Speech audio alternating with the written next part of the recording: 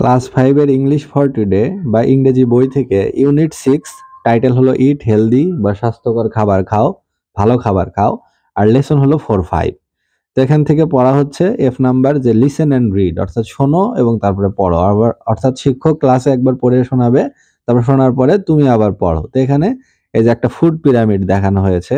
এখানে রয়েছে গ্রেইনস জাতীয়, এখানে রয়েছে হচ্ছে ফ্রুটস, এখানে রয়েছে ভেজিটেবল এবং এখানে রয়েছে হচ্ছে fish, meat, milk, egg etcetera. উপরে রয়েছে ফ্যাট বা অয়েল জাতীয় খাবার।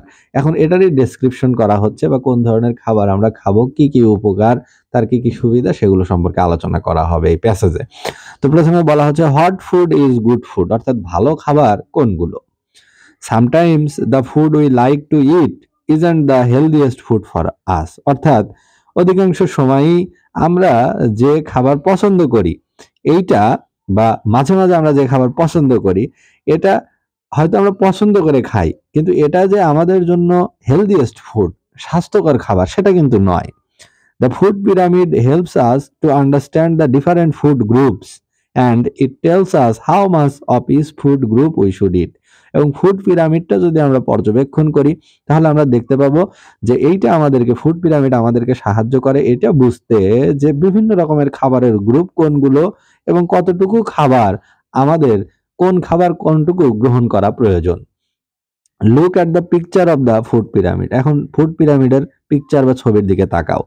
We eat more of the foods at the bottom of the pyramid, অর্থাৎ সবচেয়ে বেশি পরিমাণ খাবার আমরা খাই এই যে নিচের স্তরের খাবার, যেমন রুটি খাই, আবার হচ্ছে যে আটা দিয়ে রুটি খাই, আবার ভাত খাই, অর্থাৎ যাই খাই এগুলোর পরিমাণ বেশি। যেমন আমরা হয়তো 3 বেলা ভাত খাই বাঙালিরা, তাহলে সকাল দুপুর রাত 3 বেলা যে ভাত খাই, তরকারি হিসেবে আমরা কখনো হয়তো মাছ খাচ্ছি, মাংস খাচ্ছি, সবজি খাচ্ছি, ভর্তা খাচ্ছি, কিন্তু ভাত কিন্তু সবসময় থাকে। তাহলে এটা সবচেয়ে বেশি পরিমাণে খাই না, এটা হলো হাইয়েস্ট অ্যামাউন্ট পরিমাণে খাই। এই জন্য এটা দেওয়া হয়েছে পিরামিডের সবচেয়ে নিচে এবং এর এলাকা অনেকখানি জুড়ে।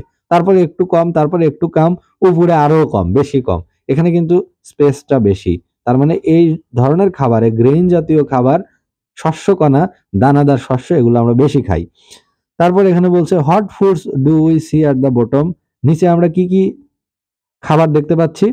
This R things made from grain, for example rice, রুটি অ্যান্ড ব্রেড, অর্থাৎ এই খাবারগুলো হচ্ছে গ্রেইন বা শস্যকণা থেকে উৎপন্ন হয়, তৈরি হয়। ফর এক্সাম্পল বা উদাহরণস্বরূপ রাইস বা ধান বা ভাত, রুটি, এমনকি ব্রেড বা রুটি বা পাউরুটি।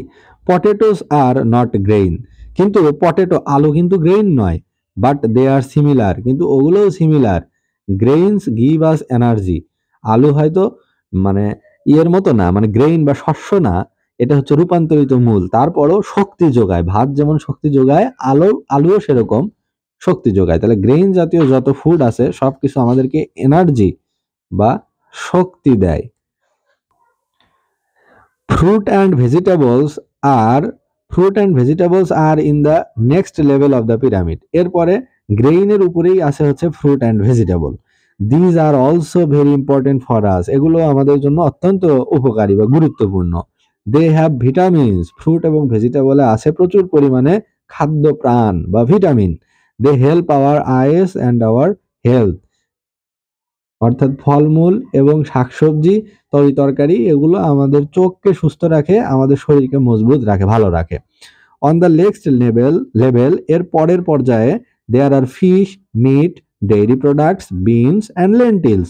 তার উপরের স্তরে আছে, অর্থাৎ প্রথম স্তরে আছে গ্রেইন, তারপরে আছে হচ্ছে ফ্রুটস অ্যান্ড ভেজিটেবলস, তার উপরেই আছে হচ্ছে ফিশ বা মাছ, মিট বা মাংস, ডেইরি প্রোডাক্ট মানে দুগ্ধজাত দ্রব্য, যেমন হচ্ছে ওই যে দুধ, বিনস অ্যান্ড লেন্টিলস। বিনস মানে হলো শুটি জাতীয় খাবার, মটরশুটি বা শিম জাতীয় খাবার বিনস। আর লেন্টিল মানে হচ্ছে মসুর ডাল, এরপরে আছে মসুর ডাল।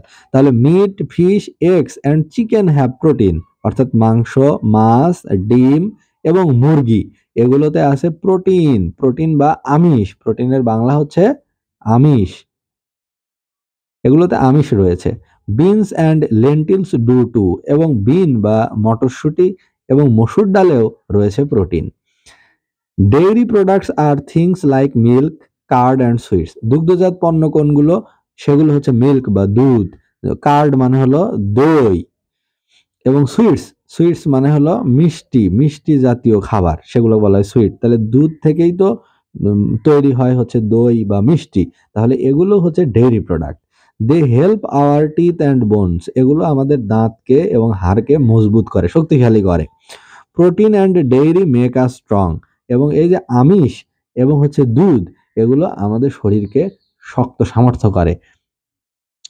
তারপরে আছে যে fat and oil are at the top of the food pyramid. Food পিরামিডের একদম উপরে স্তরে রয়েছে, একদম উপরের দিকে রয়েছে ফ্যাট অ্যান্ড ওয়েল, অর্থাৎ মেদ বা চর্বি এবং তেল বা স্নেহ জাতীয় পদার্থ। This make make food delicious, এগুলো খাবারকে সুস্বাদু করে, অর্থাৎ তেল কিন্তু খাবারে ঢাললে খাবার আরো বেশি ডেলিশিয়াস বা সুরুচিপূর্ণ হয়, সুস্বাদু হয়। But our body does not need very much of them, কিন্তু আমাদের শরীরের কিন্তু অত্যধিক পরিমাণে তেল বা চর্বি এগুলোর কিন্তু কোনো প্রয়োজন নাই। কিন্তু এগুলো খাবারে থাকলে, খাদ্যের ভিতরে থাকলে খাবার খেতে ভালো লাগে, কিন্তু আমাদের শরীরে এসবের চাহিদা অনেক কম। Sometimes we can't get food from all of the different food groups, অর্থাৎ মাঝে মাঝে আমরা এই যে এসব বিভিন্ন ফুড গ্রুপ রয়েছে, সেই খাদ্যের যে বিভিন্ন দল রয়েছে, বিভিন্ন সেকশন রয়েছে, সেগুলো থেকে আমরা পর্যাপ্ত পরিমাণ খাবার পাই না।